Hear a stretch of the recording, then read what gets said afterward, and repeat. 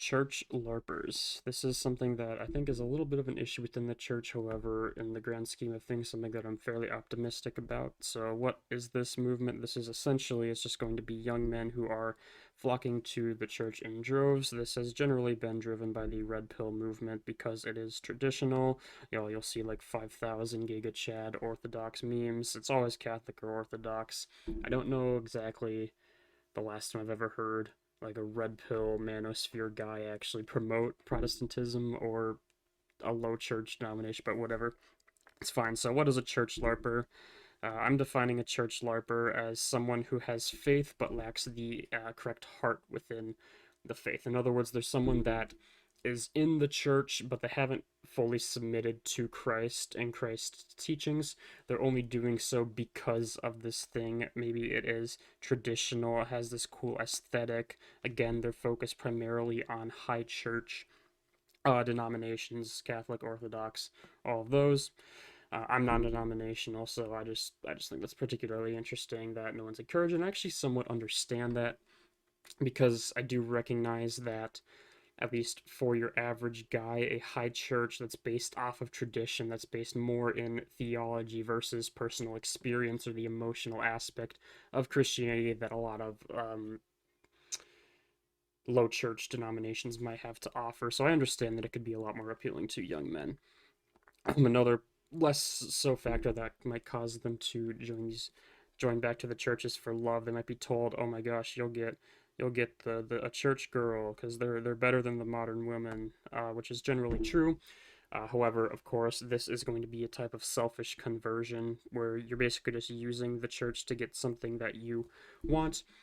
Now, understandably, some aspects of the church, like maybe you're lonely, you're looking for a place of community, then of course, absolutely, you can go ahead and join the church for that aspect, even if you don't have that correct heart or correct posture within the church. You can still absolutely use it for that particular benefit. However, I do think that it is relevant that you should be concerned about your overall salvation and not just needing your temporary needs on this planet. Your eternity should also be something that you're considering. So, and overall, I particularly like that the young men are returning to church, primarily because obviously, as a whole, religion in general is dying. Christianity is generally dying. I don't think it will ever die though, because the thing that I've kind of noticed is that, like, say, like five people leave and then one person stays, that one person is probably going to become even stronger in their faith. So essentially, the church, as in numbers, will shrink, but the passion will probably grow for those that remain in the church, which I think will be a good thing for just strengthening the church influence.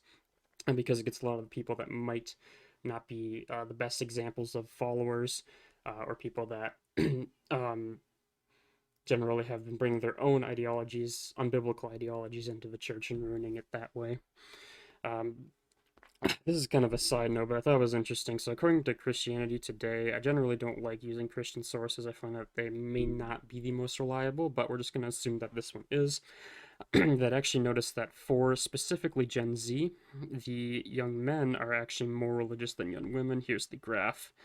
This graph's kind of interesting. This is based off of religious nuns, so the higher you are, the less religious your group is.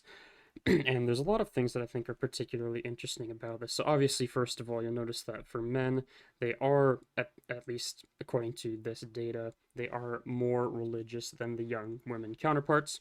And another interesting thing is that the young men is actually trending more religious, which seems to be the first case quite some time in which a generation is actually turning more religious, because obviously you can recognize this, like they get less religious as generations come and go.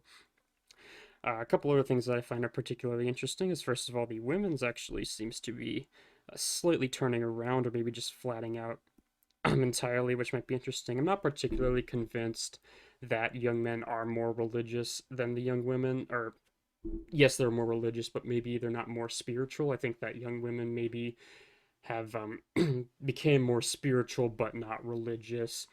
Maybe they got into new age ideology type of things, but I'm not particularly convinced that the young men beat them out spiritually. Yet. Maybe that will be the case, but you can see that they're flattening out. They're maybe turning around as well. Some other things that I found are interesting with this graph is that it looks like that there's going to be an increasing divide between the two if this trend does continue, which might be kind of interesting. It might be even greater than the divide you'd see right here, which was pretty constant for quite a bit of time. Which actually also kind of matches the political trend, which I mean, this is left right. Political trend looks something like this. That's kind of bad, but like right now, there's a really strong divide between young men and women politically, and we're probably going to see that there as well. Obviously, more conservative leaning individuals have a higher chance of being religious than women. Wait, yeah, conservatives are more likely to be religious than liberals will be, generally speaking. I don't mix it up a little bit there. But I don't know. This data is a little bit suspicious in some areas. I don't like how like clustered it is right here. Obviously, very pretty strong. Whoops. It's obviously a pretty strong correlation right at the start for the older generations, but up here it gets a lot more clustered. This could either mean and there's a lot of things this could mean. This could just mean that there's a lot of people struggling with their identity, just trying to find identity somewhere. They're confused as to what they actually believe. That might be the case. It's also possible that they just didn't have as many, they didn't have as large of a sample for the younger generations in this particular graph or this particular study, which could lead to that. But just generally having this much scattering is not particularly a good look for the legitimacy of particular data. Because when it comes to like trends such as this, it's weird to see fluctuations like between these like within these few years. That large of a fluctuation shouldn't be something that you see for people who are so close in age. So that might be at least a hint that the sample size is not incredibly large.